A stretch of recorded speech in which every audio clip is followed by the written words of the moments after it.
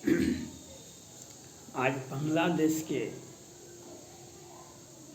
शेख हसीना साहब प्रधानमंत्री बन गए हैं और ये 5वीं बार ये प्रधानमंत्री बनेंगे। इनको हम बधाई देते हैं भारत की ओर से। ये भारत के प्रति भी बहुत हर दिन अजीज की तरह रहते हैं, भारत के प्रति बहुत अच्छा सहानुभूति रखते हैं। लेकिन प्रधानमंत्री बनने पर इनकी पार्टी को जीत हुई, प्रधानमंत्री का शपथ ग्रहण करेंगे। प्रधानमंत्री तो पहले से हैं ही, लेकिन शेख हसीना साहब को सोचना चाहिए जो आपके पास इस चुनाव में विरोधी दल कहाँ चले गए, विरोधी दल क्यों कहाँ चले गए।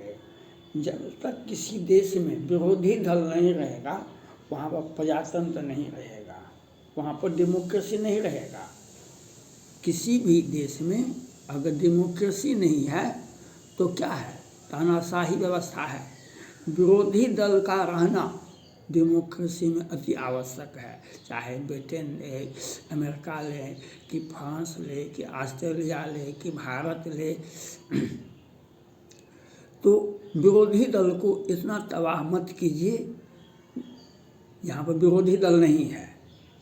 यही चाइना में एक दलीय व्यवस्था है, रूस में एक कम्युनिस्ट पार्टी का शासन है। तो क्या हस हुआ, हिटलर और मुसोलिनी मत बनिए। हिटलर और मुसोलिनी बनिएगा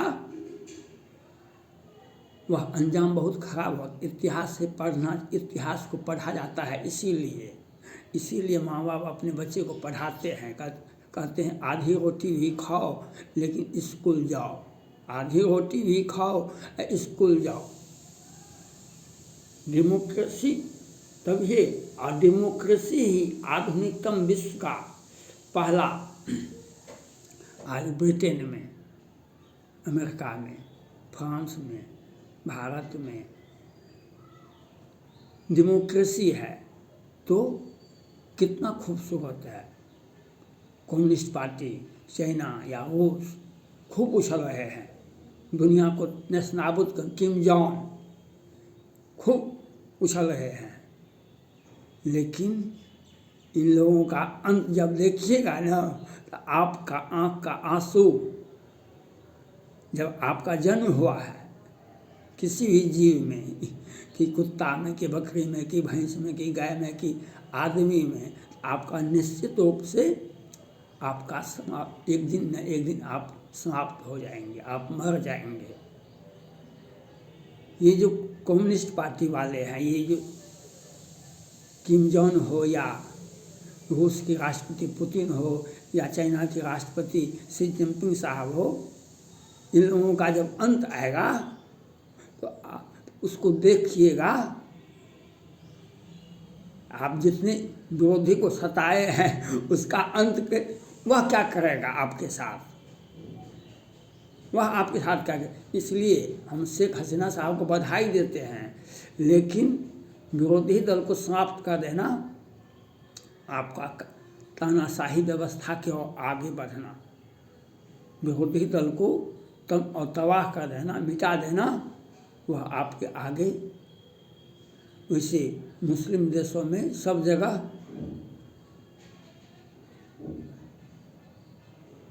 कहीं नाम मात्र का डेमोक्रेसी भी नहीं है। बहुत सारे देशों में नाम मात्र का भी डेमोक्रेसी नहीं है। पाकिस्तान में नाम मात्र का है कि एक बार सत्ता बदला, लेकिन पूर्णतः डेमोक्रेसी भारत का नहीं है। वहाँ पर जो प्रधानमंत्री हटते हैं, ये नवाज शरीफ साहब तो भाग गए थे विदेश, इसलिए बचे रहे। इमरान खान साहब गए जेल, तो अब अभी शहबाज शरीफ साहब के भाई हैं नवाज शरीफ साहब, तो अभी वे आए हैं। इसलिए वह सत्ता में जब बैठेगा तो एक आदमी जेल जाएगा या विदेश भाग जाएगा या मर जाएगा। पाकिस्तान का यही इतिहास रहा है। तो यह परंपरागत को आप बांग्लादेश नहीं बना रहे। पाकिस्तान का जो सत्ता से हटते ही बेनज़ीर भुट्टो चली जाती है, सत्ता में से हटते ही जुल्फ़िकार अली भुट्टो साहब चले जाते हैं, सत्ता से हटते ही कितने मुशर्रफ साहब चले जाते हैं दुनिया छोड़ के, विदेश चले जाते हैं, फिर चले जाते हैं दुनिया छोड़ करके। तो ये ऐसे ही नहीं होना चाहिए। शेख हसीना साहब को मैं बता देना चाहता हूँ, आप भारत के हितैषी हैं, आपके नेतृत्व में हमारा हिंदू वहाँ पर थोड़ी बहुत कठिनाई होती है, फिर भी वह बांग्लादेश में हिंदू सुरक्षित हैं। लेकिन आपके मुसलमान भाई ये पश्चिम बंगाल में आकर के क्यों रहते हैं? ये क्यों चाय बागान को कैप्चर करें? क्यों बांग्लादेश हमारे पश्चिम बंगाल को अशांति क्षेत्र घोषित कर दिए हैं? ये बांग्लादेश का सीमा खुला हुआ है, तो क्यों यहाँ आके रहते हैं? आपको रहना ही है बांग्लादेश में, भारत में, तो आप वीज़ा के लिए अप्लाई कीजिए, आप आकर के सरकार से परमिशन लीजिए। आप बांग्लादेश में ऐसा जगह तो नहीं है, वहाँ पर तो म्यांमार नहीं है। आपके बहुत सारे हमें भारत में पश्चिम बंगाल में बिहार में और कहाँ कहाँ आके बसते हैं। ये आपके लिए गंभीर समस्या होगा, भारत के लिए तो गंभीर समस्या है। भारत में तो जब से भारत बना है तब ये से गंभीर समस्या रहा है। जम्मू कश्मीर में शुरू से 1948 से ही वहाँ पर आतंकवाद विभिन्न रूप में आया, और आतंकवाद पहले ये राजा हरि सिंह नहीं मिलाए, भारत में नहीं मिले। आगे नहीं, हम नहीं जम्मू नहीं पाकिस्तान में मिलेंगे, नहीं इंडिया में मिलेंगे, हम अपना राज चलाएंगे। लेकिन जब पाकिस्तान से इतना बड़ा आतंकवादी विभिन्न रूप में आ गए, लोगों काटना शुरू की, तब ये भयभीत होकर के भारत में मिले। तो इसलिए भारत में आतंकवाद पाकिस्तान को भेजता ही है, लेकिन आपके बांग्लादेश से सैकड़ों नहीं, हजारों नहीं, लाखों व्यक्ति पश्चिम बंगाल में, बिहार में और कई एक राज्यों में आकर के बसे हैं। इन लोगों को वापस कीजिए, ये हमारे लिए शांति का कारण बन रहे हैं, और कोई इन्हें साधारण ज्ञान भी नहीं है। अगर आप किसी देश में या किसी के घर में जाते हैं गेस्ट बनने के लिए, रहने के लिए, तो आपको उस देश का मर्यादा का पालन करना पड़ेगा, उसके देश के संविधान को पालन करना। आज बांग्लादेश के आए हुए मुसलमान किस प्रकार से पश्चिम बंगाल में सत्ता के संरक्षण में अपराध करते हैं। आज रोहिंग्या मुसलमान ईडी पर हमला किया है, ये भारत के लिए चिंता का विषय है। लेकिन भारत वो समस्याएं तो रहेगी ही। बड़ा होने के नाते अगर आपके परिवार में 50 आदमी है, अगर घर को समेट कर रखना पड़ेगा तो आपको बहुत सारी समस्याएं होगी। तो भारत में तो समस्या रहेगी, लेकिन बांग्लादेश से और आप व्यापार करते हैं भारत से, अच्छी बात है। व्यापार आपको फ्री ट्रेड करने का अधिकार दिया गया है भारत की ओर से, इसमें कहीं शंका नहीं है। लेकिन उसके आड़ में चाइना का भी सामान आप भारत भेजा देते हैं, तो आपको भी चाइना को जिस प्रकार से अभी पहले से चाइना कितना उछल रहा था, कितने उसके कंपनी भारत में पैसा ढो के ले जा रहे थे, पाकिस्तान उछल रहा और चाइना उछल रहा था। लेकिन आज चाइना का व्यापार को हमने घटा दिया है, उसी कंपनी पर सख्त एक्शन लगा दिया है। एप्पल कंपनी पर उसके 3 बड़े बड़े पदाधिकारी को गिरफ्तार कर लिया गया। पहले धमकी दिया गया था भारत से, पहले उसे समझा दिया गया था, अब उसे गिरफ्तारी हो गई। अब चाइना हमें भारत प्रधानमंत्री का प्रशंसा करता है। उसका ग्लोबल टाइम्स भारत के प्रधानमंत्री का, भारत उनके मोदी जी के नेतृत्व में भारत विकास कर रहा है, वह प्रशंसा नहीं कर रहा है। अब उसका कंपनी का, और यह कंपनी का एक कंपनी का नहीं, एप्पल नहीं, जितनी भी चीन की कंपनियां हैं भारत में, उसका हम व्यापार करने पर रोकेंगे और भारत में व्यापार नहीं चलेगा चाइना का किसी भी कंपनी का। और बांग्लादेश के माध्यम से बहुत सारा सामान चाइना का बना हुआ लेबल नहीं लगा रहता है, लेकिन चाइना का सामान बांग्लादेश से भारत आ रहा है। यह हमारे भी तो पदाधिकारी हैं, हमारे भी तो कर्मचारी हैं, हमारे भी तो सुरक्षा बल हैं, वह पता लगा के बताता है।